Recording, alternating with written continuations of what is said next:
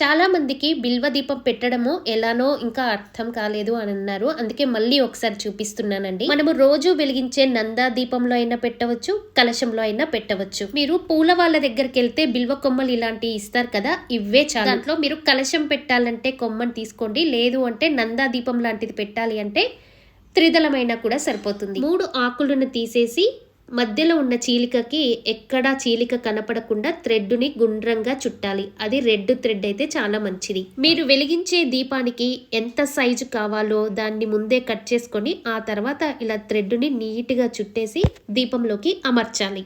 నేను ఇది రెగ్యులర్గా మనం పెట్టుకునే నందా దీపంలోకి పెట్టాను. మరి కలశంలోకి పెట్టాలి అంటే కొమ్మ స్టిఫ్గా ఉండేది, కొంచెం మందంగా ఉండేది తీసుకుంటే అప్పుడు మధ్యలో చక్కగా నిలబడుతుంది. ఎలాగో మనం బియ్యం వేస్తాం కాబట్టి, సగం వరకు వేస్తాం కాబట్టి అది నిలబడుతుంది. ఒకవేళ మీకు మధ్యలో ఏమన్నా పడిపోతుందేమో, జారిపోతుందేమో అనిపిస్తే కనుక సపోర్ట్కి లవంగం స్టాండ్ కూడా యూస్ చేయవచ్చు. ఇప్పుడు కలశంలోకి బియ్యము, నువ్వులు, బిల్వదళం వేసి ఆయిల్ వేసి చక్కగా దీపాన్ని వెలిగించాలి.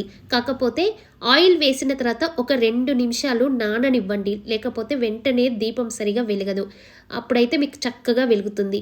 నేనైతే మా పాపతోటి వెలిగిస్తున్నానండి, మీరు కూడా పిల్లలతోటి వెలిగించవచ్చు. ఇలా బియ్యము, నువ్వులు, బిల్వదళం వేసేది మీరు శివరాత్రి రోజున, ఆరుద్ర నక్షత్రం రోజున, మళ్ళీ ప్రదోషకాల పూజ టైంలో కూడా మీరు చక్కగా ఇలానే వెలిగించవచ్చు. మిగతా టైంలో మీరు మామూలుగా ఒక స్టిక్కి రెడ్ థ్రెడ్ని కట్టేసి వెలిగిస్తే చాలు. దీపం కొండెక్కిన తర్వాత ఎవరు తొక్కని చెట్టు దగ్గర వేస్తే సరిపోతుంది. ఇంకా 16 సోమవారాల వ్రతం చేసేవాళ్ళు సాయంకాలం గోధూళి టైంలో వెలిగిస్తే చాలా చాలా మంచిది. ఓం నమః శివాయ. స్వస్తి.